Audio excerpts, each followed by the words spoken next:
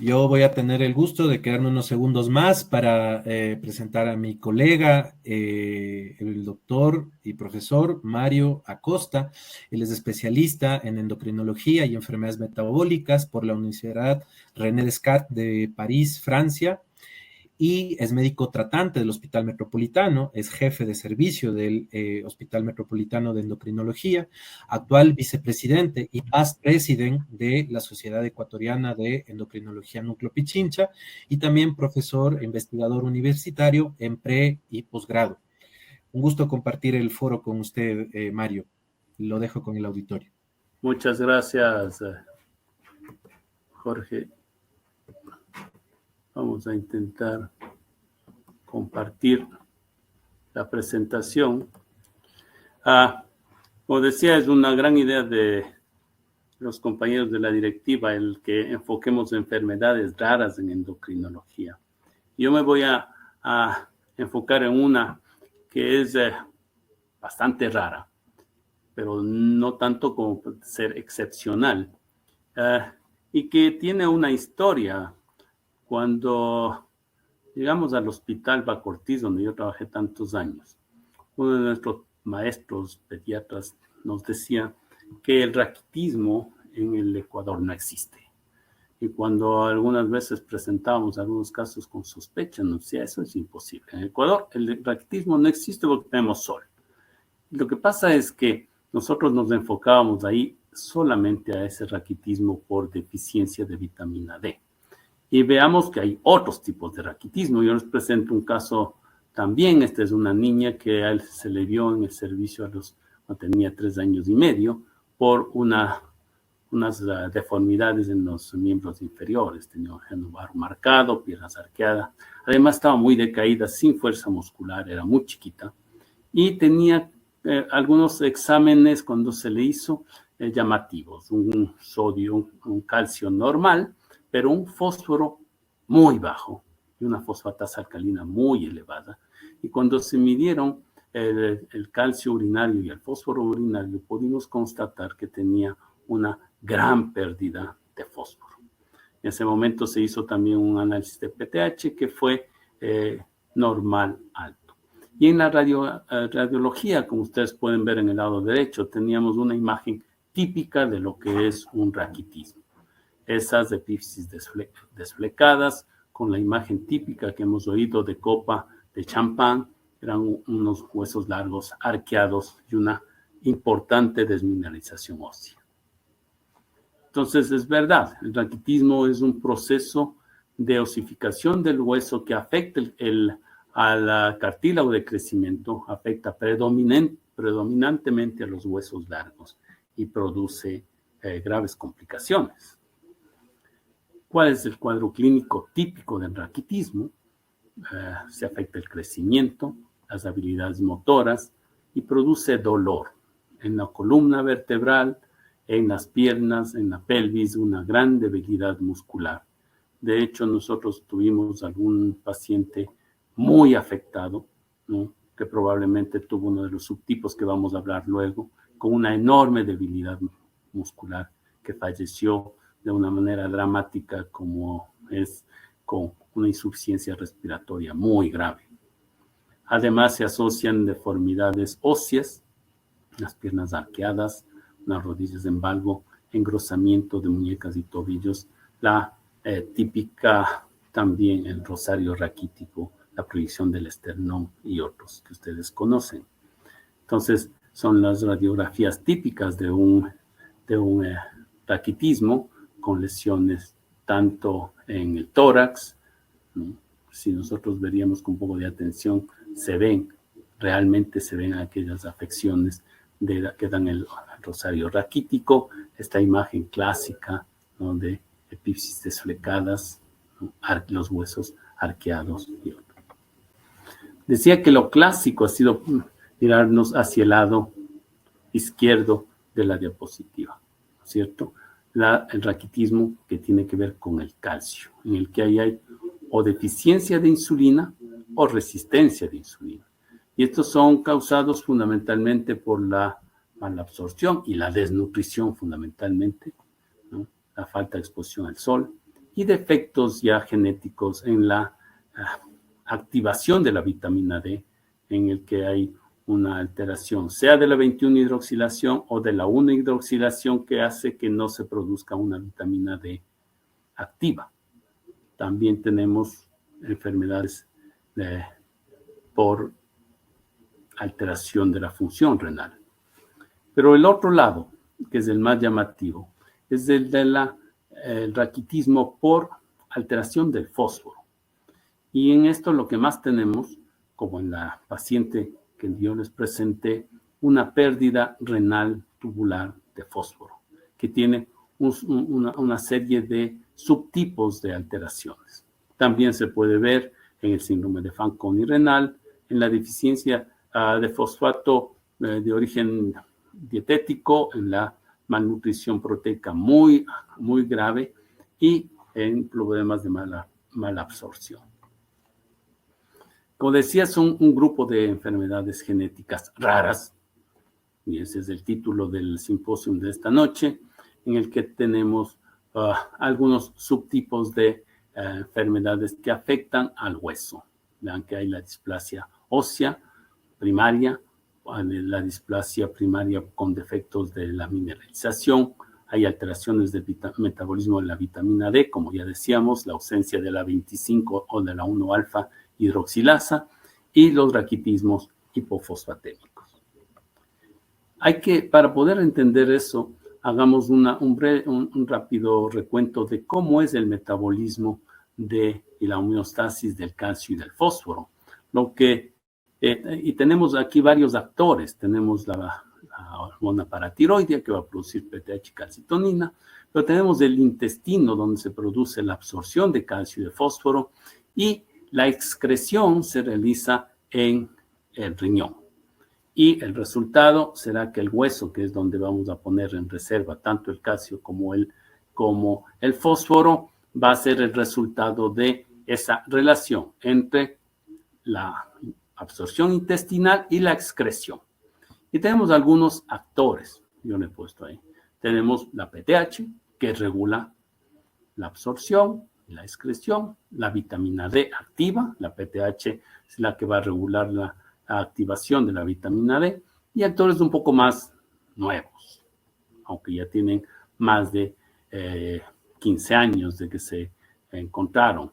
Uno de ellos es FGF23, un factor de crecimiento de fosfato, la proteína cloto, los transportadores de sodio, fósforo, calcio, que actúan a nivel tanto del intestino como del riñón, y otros transportadores que actúan para la mineralización de los huesos.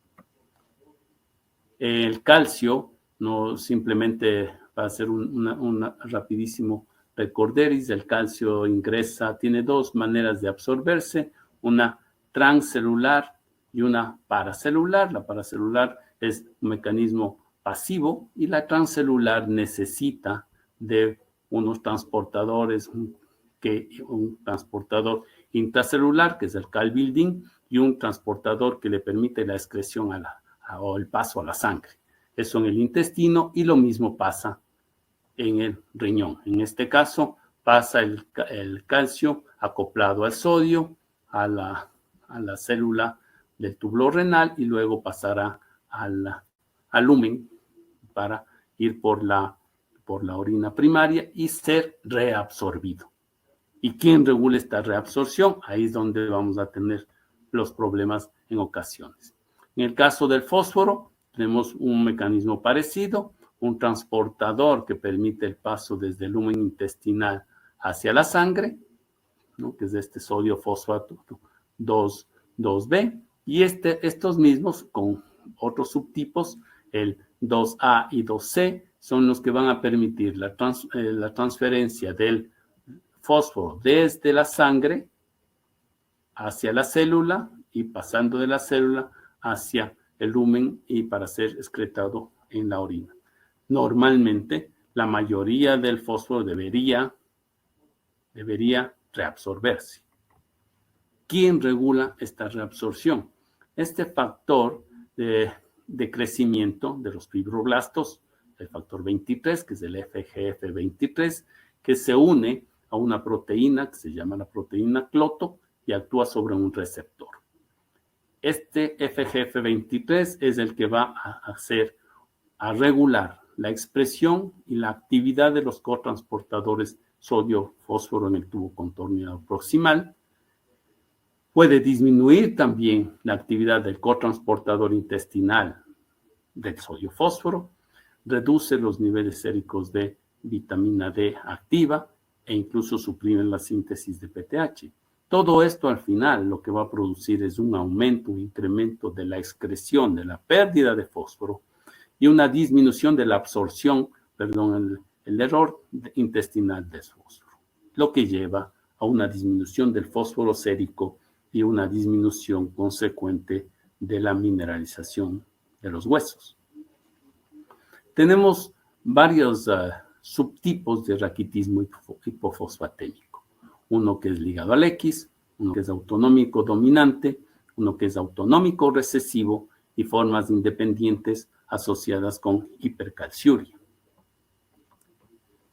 Hay, como son enfermedades genéticas, hay genes que están implicados, mira, ahí los tienen para el hígado al X del FEX, para el autosómico dominante, el FGF23, para los autosómicos recesivos del DMP1 y MNPP1, y para el que se asocia con hipercalciuria es el SLC34A3, que están en diferentes cromosomas que ustedes pueden ver ahí, que tienen como características todos esto: un fósforo bajo, un calcio normal, una vitamina D normal baja, solamente en el hipercalciúrico tendremos vitamina D elevada, una PTH normal y cuando se mide el FGF23 es donde vamos a tener las anormalidades.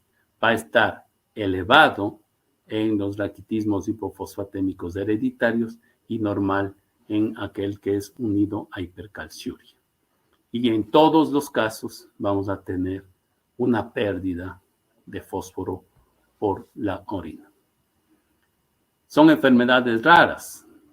Ya decía el doctor Salazar que es una enfermedad rara. Vean, en este caso la prevalencia es igual muy poco en la del hígado al X, 1 a 9 por 100,000 personas, ¿no? A pesar de eso, es la más común de las hipofosfatemias hereditarias y puede afectar por igual a los dos sexos, pero al ser ligada al X, clínicamente más afecta a los varones. Es una herencia dominante ligada al X con una mutación de este gen FEX, que es una endopeptidasa que se encuentra en los huesos y en los dientes y que permite la entrada del fósforo para la mineralización ósea. Este FEX, cuando está alterado, cuando está mutado, va a aumentar los niveles de FGF23 y con esto se incrementa la pérdida del fósforo a nivel renal. Se presenta desde la niñez y las características son típicas del raquitismo. Ustedes verán que en las siguientes diapositivas, clínicamente, todos presentan más o menos el mismo cuadro clínico.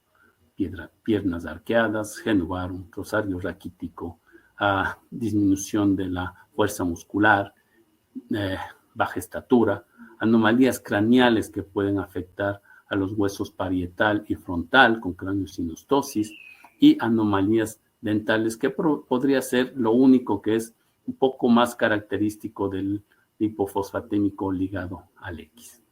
Pero en adultos también se puede presentar en las formas más leves, ¿no? Con fracturas o pseudofracturas y problemas articulares como dolor, rigidez y osteoartritis y problemas musculares con debilidad muscular.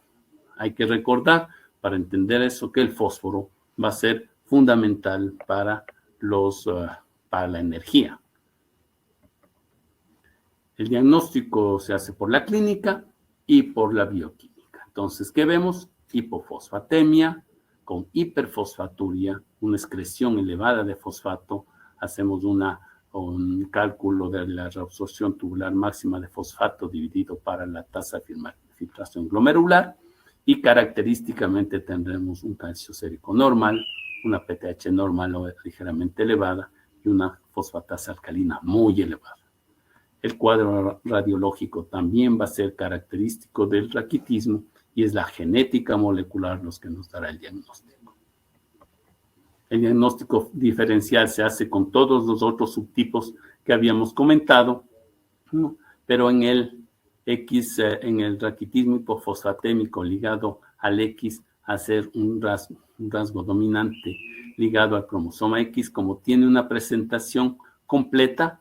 Sin embargo, la agresividad o la expresividad puede ser variable y eso explica las formas que se presentan en los adultos. En el autosómico dominante es aún más raro. Hay menos de 100 casos descritos en la literatura. Es un cuadro clínico que se puede presentar desde la infancia y la gravedad del cuadro clínico va a depender de la gravedad también de la hipofosfatemia. Ya decíamos que el cuadro clínico es similar, talla baja, raquitismo, deformidades de miembros inferiores, que cuando llegan a la edad adultos da dolor óseo, cansancio, debilidad muscular. En este caso, la etiología es autosómico dominante y lo que existe es una mutación del gen FGF23, una mutación activadora que hace que suba el FGF23, ¿no? Y esto es lo que va a hacer que haya una mayor excreción del fósforo, es decir, una menor reabsorción del fosfato renal, disminuye también la absorción intestinal y da una gran hipofosfatemia que se asocia con desmineralización ósea y fracturas. Entonces el cuadro clínico ya es clásico de lo que estamos conversando: hipofosfatemia, hiperfosfaturia, calcio normal, FGF23 elevado. Radiológicamente un raquitismo clásico y en la genética lo que tendremos una mutación de FGF23. En el caso del hipofosfatémico autosómico recesivo hay dos subtipos. Uno, el tipo 1 que se afecta al gen de MP1, ¿no? Que es un gen que permite la mineralización de los huesos actuando sobre FGF23 también, y la proteína de MP está principalmente en los osteoblastos y los osteocitos y es la que permite la mineralización ósea. En el autosómico recesivo de tipo 2, la mutación es del gen ENPP1, que codifica para un ectonucleótido de fosfodiesterasa que también regula la mineralización ósea. El cuadro clínico ya ustedes lo conocen, pero a veces no se presenta desde el nacimiento, sino ya en la infancia, en la niñez y luego en la edad adulta. Y el cuadro clínico será característico, como ya hemos ido comentando en el día. Y nosotros tenemos también unos 2 pacientes que seguramente tenían esto, un raquitismo hipofosfatémico, pero asociados con hipercalciuria. Es muy poco frecuente también, ¿no? Y lo que hay aquí es las dos cosas: excreción elevada de fosfato, pero también excreción del calcio, ¿cierto? Que puede producir nefrocalcinosis, ¿no? En los niños. Entonces, es uno de esos casos raros de que tenemos problemas renales con litiasis y nefrocalcinosis por una hipercalciuria que a veces no entendemos por qué se presenta, ya que ya que el calcio en sangre está normal. Entonces no entendemos cómo puede perderse calcio teniendo el calcio normal. Entonces el tratamiento, el diagnóstico, la sospecha diagnóstica es clara cuando tenemos un paciente que tiene deformidades óseas y fósforo bajo con una pérdida alta de fósforo. El manejo se hace en este caso de raquitismo, no actuando sobre el calcio, sino con una suplementación de fosfato y con un aumento de la vitamina D activa, es decir, de 1,25-OH2D3, que es el calcitriol que le damos en dosis que normalmente han llegado a ser de 1,5 miligramos al día. El problema fundamental que tenemos es la suplementación con fosfato, porque puede llegarse hasta 6 gramos como necesidad.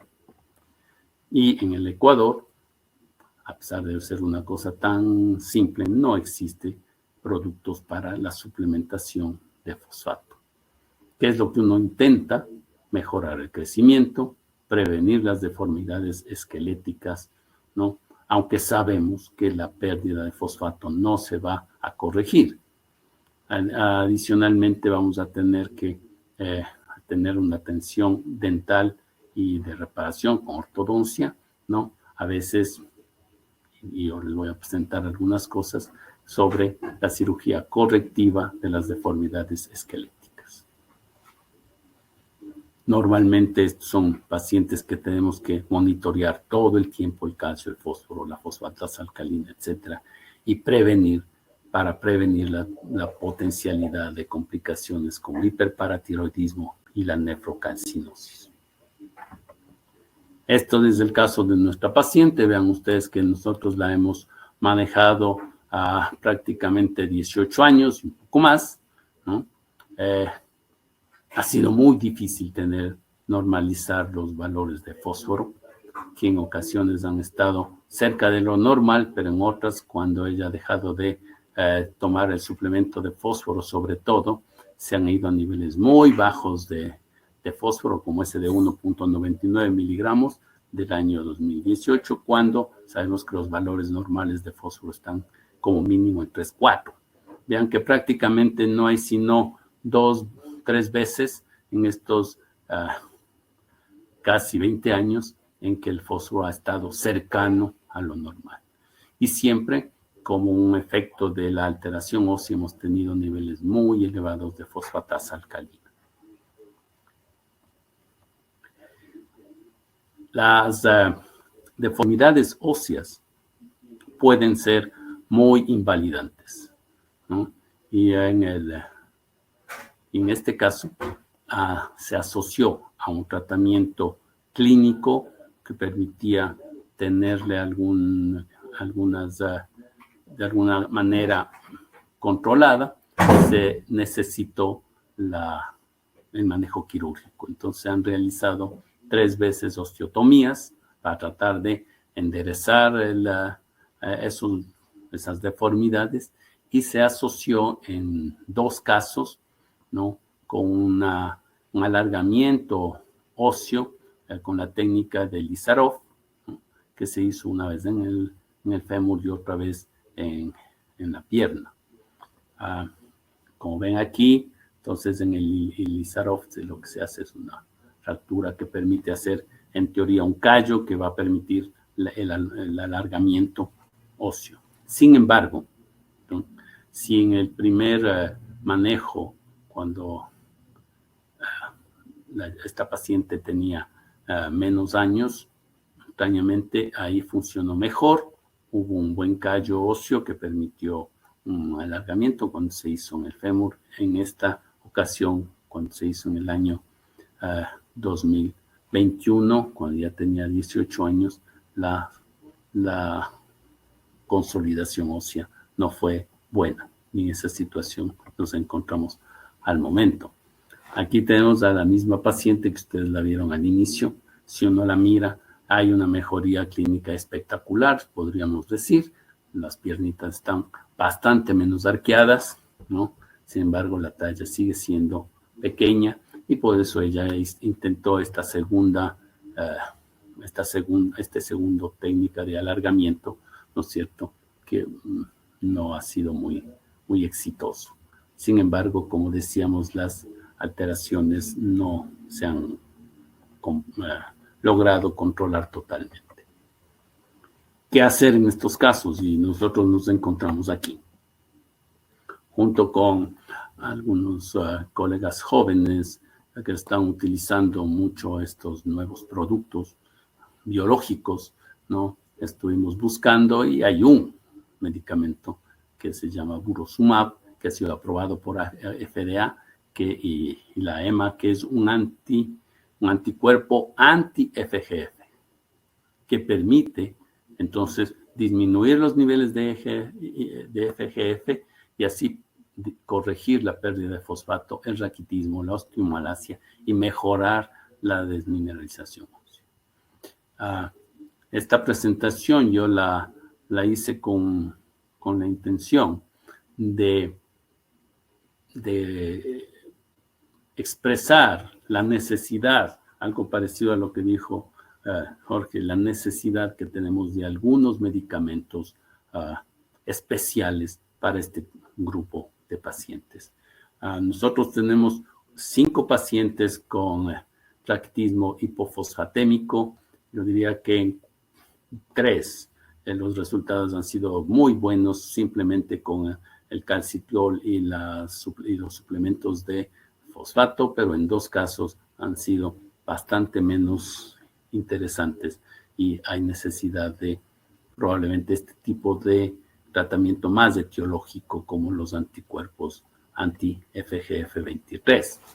Este es el caso de una de las pacientes. Cuando era pequeña se puede ver bien fácilmente los huesos arqueados, que están bastante menos arqueados ahora que está prácticamente iniciando su vida adulta. Entonces tenemos una mejoría clínica, un buen crecimiento, sin embargo, las deformidades esqueléticas no han podido ser corregidas totalmente. El tratamiento óptimo con estos nuevos biológicos parece que podría ayudarnos a corregir y a mejorar las deformidades esqueléticas que son, como decíamos, bastante invalidantes para estos pacientes. Es lo que les quería comentar y vamos a ver si hay alguna cuestión, alguna pregunta sobre este tema de una enfermedad muy rara que afecta el metabolismo óseo, ¿no? Y que en los casos dominantes, ¿no? Puede ser muy, muy invalidante. En los casos de herencia recesiva son de mejor resultado con el manejo clínico, y en aquellos ligados al X, que son los más frecuentes, también parece ser la respuesta bastante buena con los biológicos. Nosotros, los genetistas, cuando se estuvo evaluando a la paciente, pensaban que esta chica lo que tenía es un raquitismo hipofosfatémico autosómico recesivo, y que pues era una buena posibilidad de manejo. Estaba viendo si hay una pregunta, y si hay una pregunta que nos dice si se puede utilizar hormona de crecimiento. La respuesta es sí. Los resultados no son los mejores, pero sí se puede utilizar hormona de crecimiento. Ahora, ¿por qué no son espectaculares los resultados? Porque como la mineralización ósea es inadecuada, ¿no?, por la falta del fósforo, entonces el costo-beneficio hay que tomarlo muy, muy en cuenta en estos pacientes. En nuestra experiencia, lo que más les molesta a los chicos, sí es verdad, es la estatura, pero obviamente a las chicas, porque la mayoría son mujeres, lo que más les molesta son las deformidades óseas.